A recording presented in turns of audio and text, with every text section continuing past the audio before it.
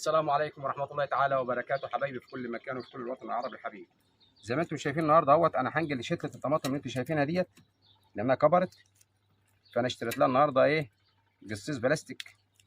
فانا هعمل لكم النهارده ايه الكالسيوم والبوتاسيوم والغذاء كله اللي في صفار البيضه. ماشي. القشر ده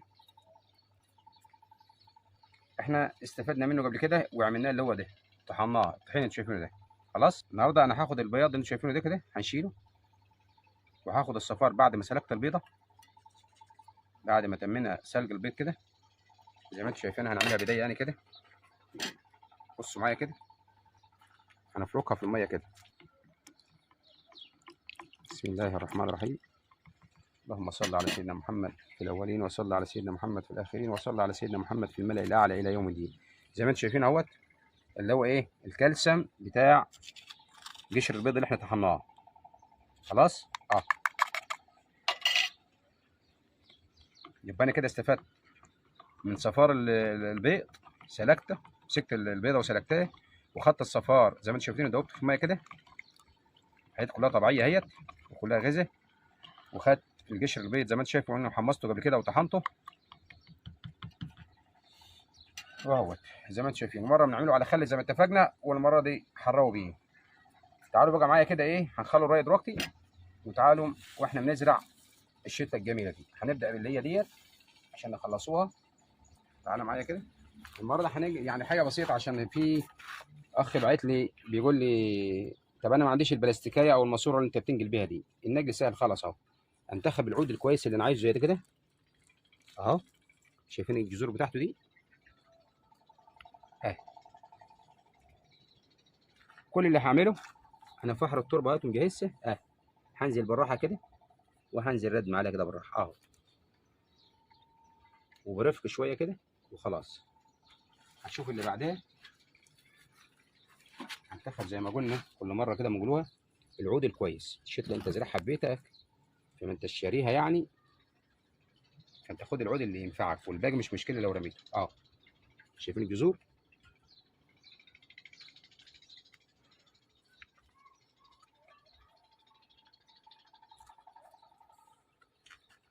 طبعا احنا عاملين قبل كده برضو فيديو للطماطم وكلام من ده، بس انا عملته النهارده بسبب الاخ اللي بيقول لي انا مش عارف ما عنديش بلاستيكيه انقل بيها الشتله ازاي اه.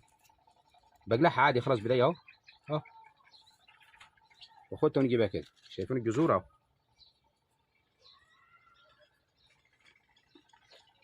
وهنرجع بعد كده هنروي بالميه اللي احنا عاملينها.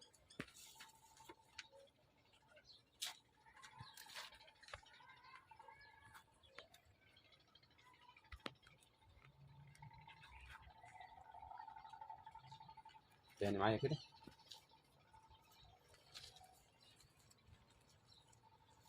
اهيت.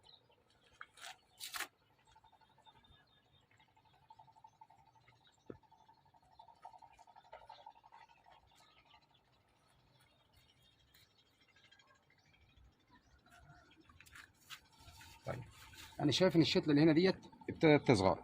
هسيب دي واجيب التاني، فخلي دي هنا مؤقتا واشتغل بدي. تعالى كده يا باشمهندس زياد جرب مني اه.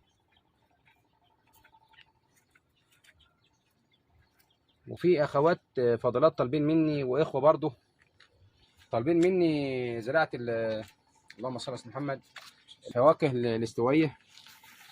فقلت لهم حاضر، انا هنجيبها من الاول من المشاتل ونزرعها قدام منكم. لان دايما ايه البذره ما بتنزرع من البذره ما بتديش الانتاج الكويس. فاحنا هنشتروها لان ماشي عندنا عشان ما نكذبوش عليكم. خلاص شوفوا انا بختار ايه انضف عود هنا، ايه يكون غامق مش مصفر، ويكون محمل زي ده كده اهو. شايفين كده اه.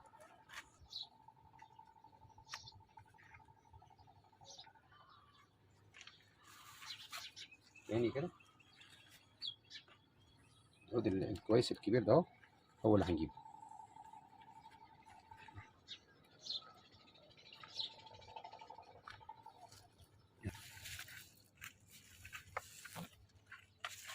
نفس الفكره هنا.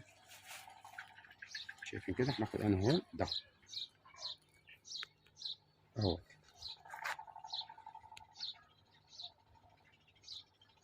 لاي بنوته صغيره مع والدها عايزه تزرعها في البلكونه. الشاليه ديت بلاستيكيه دي ب 10 جنيه بتنباع عندنا في مصر هنا من اي محل بتاع بيبيع ادوات منزليه بتاعت بلاستيك وكلام من ده ب 10 جنيه، مش غاليه يعني. وطبعا زي ما انتم شايفين كده معايا كده، اديكم شايفين الخيار بسم الله ما شاء الله. طبعا الخيار زي ما قلنا احنا مزروع فين؟ في جزازه مياه غازيه. خلاص اهي حراوي دلوقتي محتاج يروى. خلاص كده شايفين بسم الله ما شاء الله طالع اهوت، وابتدى يديني النوار زي ما انتم شايفين اهوت هنا وفوق.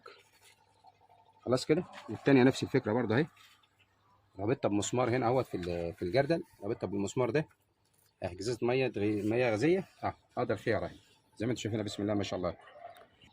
في القصيص البلاستيك اللي شايفينه ده، وهو انت ماشي اللي احنا كنا عاملينه على الهواء مباشر، كنا طالعين بس مباشر زي ما انتم شايفين اهوت وانت ماشي كده. هنرجع بقى نشيل دول ونرجع ايه نروق. احنا ازاي بنروق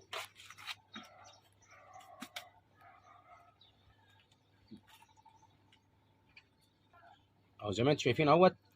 ادي الميه اللي احنا عملناها بصفار البيض والقشر بتاع البيض اللي احنا طحناه، واخدين بالكم.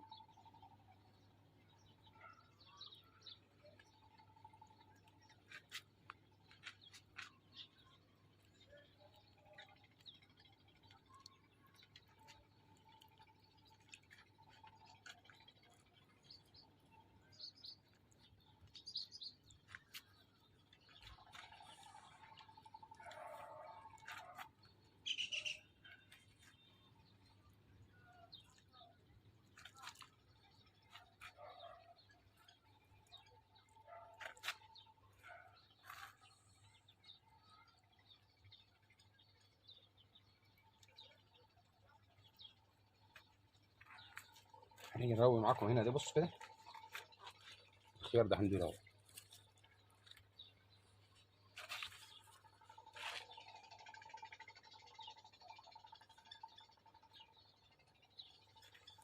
نزود ماشي بقى كده شويه.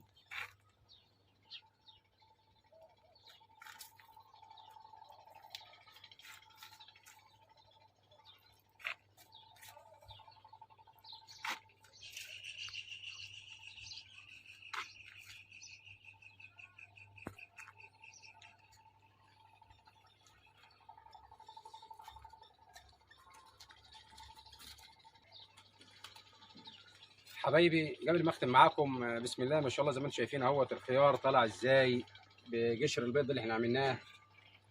والنهارده استغلينا صفار البيض اللي هم بيقولوا عليه الطيبات، الطيبات اللي هي المفروض بيقولوا بتاذينا. بسم الله ما شاء الله اتفرجوا عليها في النبات عملت ايه في النبات، وعملنا منها النهارده الطماطم اهيت. وقبل ما اختم معاكم بقول لكم كل عام وحضراتكم بخير، وجزاكم الله خير على التفاعل معايا على القناه. واسال الله العظيم رب العرش العظيم ان يحمينا جميعا في اوطاننا وفي ابداننا وفي اولادنا، ويبارك فيكم وفي اولادكم. اللهم امين يا رب العالمين. والسلام عليكم ورحمه الله تعالى وبركاته.